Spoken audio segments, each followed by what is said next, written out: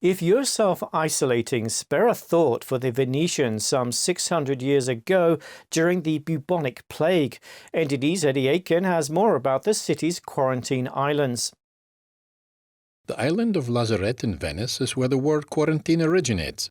According to the president of the Archeo Club in Venice, the city was the first to adopt a system of isolation.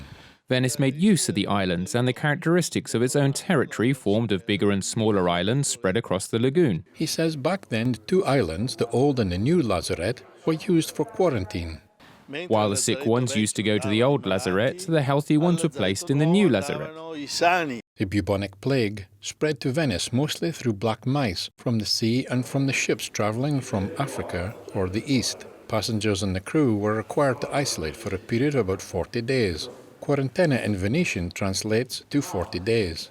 This is how the word quarantine came about. It was a period of roughly 40 days. It could vary. Graffiti testifies one quarantine of even 54 days. Testimonies of the island's rich past were seen in the depot. People would leave their trace on the walls. This graffiti, left from the 15th and 16th centuries by people in quarantine on the island, reads, "On this day of the 8th of March 1587 arrived here at the new Lazaret with 6 other companions.